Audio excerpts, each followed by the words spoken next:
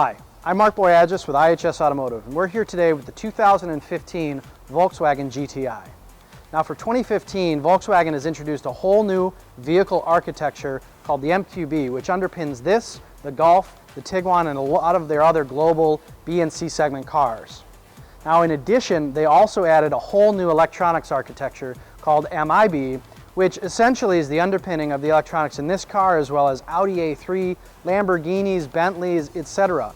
It's an interesting strategy as they try and create multiple cars out of singular or fewer platforms. It allows them to leverage things better globally. But what we noticed is that in this vehicle, it has the Discover Media 5.8-inch system. And really in implementation, while it sounded really good on paper, there were some issues. Voice recognition is slow, the graphics aren't that great, and there's not really any apps in the car. But that said, let's take a look inside, because there are some really good things about this vehicle, the way it's come together in terms of technology, but seriously, some improvements need to be made. Now in terms of the interior of the GTI, we have this 5.8-inch display, which they call the Discover Media system. And it's actually not too bad. It does have navigation in this particular element. And we've got other features like HD radio, AM/FM radio, Sirius XM radio, integration for iPod through their Volkswagen Media Device Integration System. We have a couple of SD card slots, a CD player even, as well as Bluetooth integration. The phone connectivity is pretty bare bones. There's no text messaging or anything like that, but you can bring in your smartphone or your mobile phone and pair it up just fine and use it for calling and contacts and that sort of thing. In terms of the navigation, again, good, strong navigation system, but fairly basic in terms of the technology. There's no 3D mapping. We did like how easy the map was to read in daytime mode, nighttime mode. The fonts on the map were relatively bold and large, which helps the user to understand the map, but it wasn't any Google Earth implementation, so it's still not a very premium element. Now in terms of user interface, that's probably the thing that's changed most in this system. They still have this kind of 4 buttons on either side and a couple of dials as well, but the one thing that's notable is it now has a proximity sensor. As my hand approaches the display, a menu actually pops up for whatever function I'm on: phone, media, audio, navigation, etc.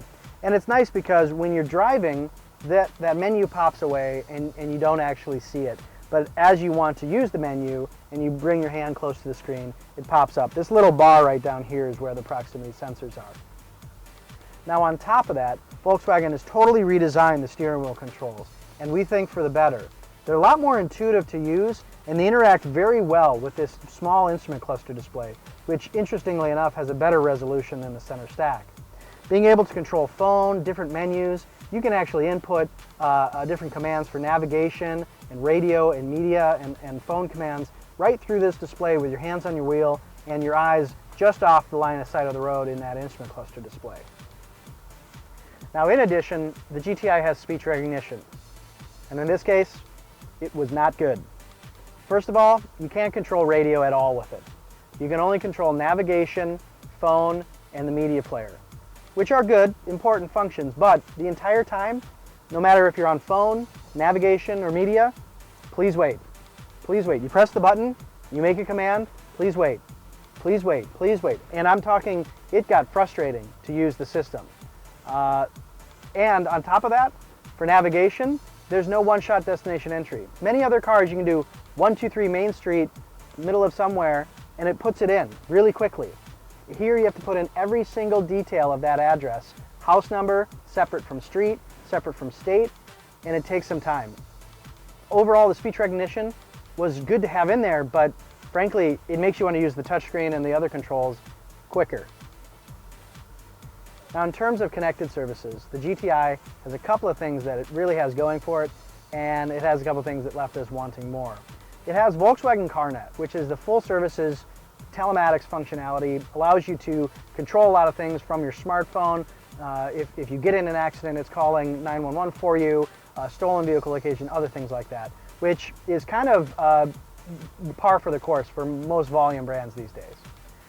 The thing is very missing is there's no apps integration. And in this day of CarPlay and Android Auto and MirrorLink and Pandora, we really wanted to see at least one of those features integrated into the system, and it's not. So it hits pretty well on the telematics connectivity front, but is missing with the apps integration. We do know that Volkswagen is working very hard to get some of this put into the platform, but unlike some other automakers, they're less willing to take a chance on a technology first and more interested in making sure that it's ready for the road before they deploy it. And lastly, one feature that we did find a lot of value in was the Fender premium audio system.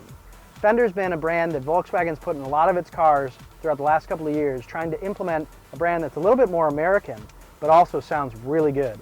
In this case, we have 400 watts and 8 speakers, and you will be impressed listening to almost any input in this, through this sound system. HD radio and CD and iPod were the best, but even something like a non-HD AM station or Sirius XM station sounded pretty good in this system. In our case, it's very premium, even though it's not surround.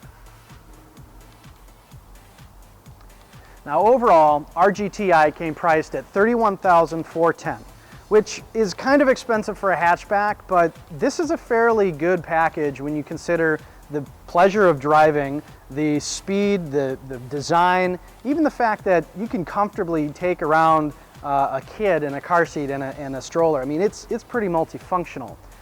We enjoyed the fuel economy, certainly, and some of the technologies. The Fender premium audio system was awesome, as was the rear camera, which pops out from the Volkswagen symbol in the back. That was a feature that, especially in the grit and grime of Minnesota, came in handy. But when you think about the competitive nature of this vehicle technologically against things like the Ford Focus ST, the Mazda Speed 3, or even the Subaru WRX, their systems actually have a little bit more usability compared to the Volkswagen's Discover Media 5.8-inch system. In this car, whether it was the graphics, the low resolution, or the waiting for speech recognition, a lot of letdowns overall, and something we kind of expected from a brand new electronics platform from Volkswagen to be a little bit better. For more on this and other IHS automotive reviews, go to ihs.com/automotive or subscribe to our YouTube channel.